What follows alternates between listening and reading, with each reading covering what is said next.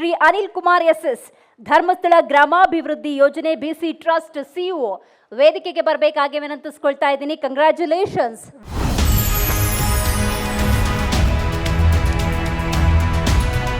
Shri Anil Kumar S Dharmasthala ಗ್ರಾಮಾಭಿವೃದ್ಧಿ ಯೋಜನೆ trust CEO.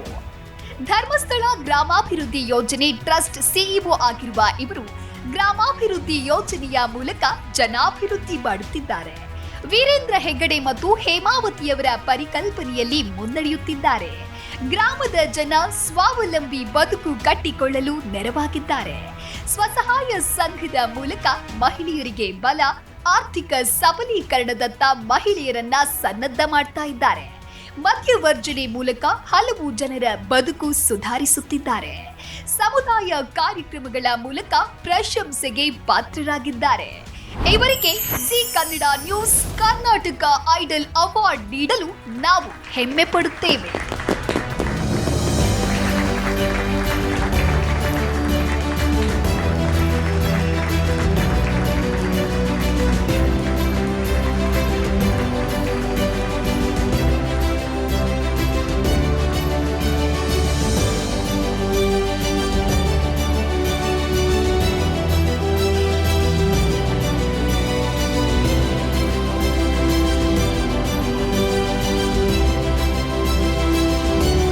ಮೊಟ್ಟ ಮೊದಲ ಬಾರಿಗೆ ನಾನು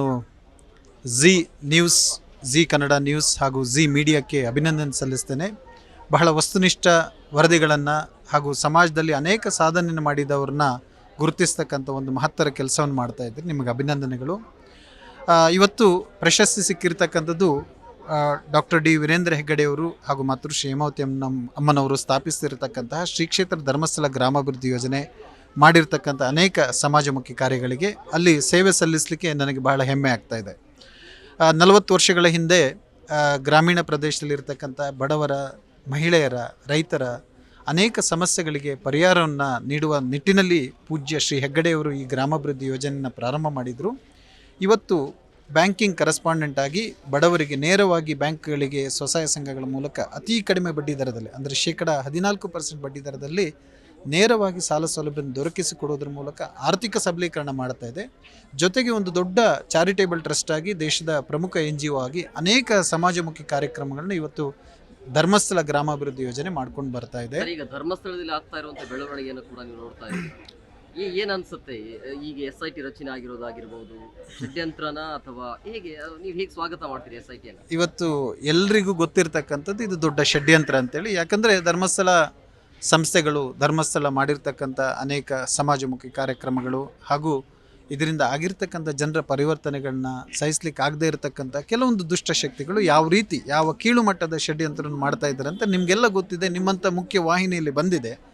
ಎಲ್ಲದಕ್ಕಿಂತ ಈ SIT ರಚನೆ ಆಗಿರ್ತಕ್ಕಂಥದ್ದು ಈ ಷಡ್ಯಂತ್ರಗಳು, ಈ ಕೆಟ್ಟ ಮುಖಗಳ, ದುಷ್ಟಶಕ್ತಿಗಳ ಮುಖವಾಡ ಕಳಚಿ ಅದು ಬಯಲಾಗ್ತಾ ಇದೆ.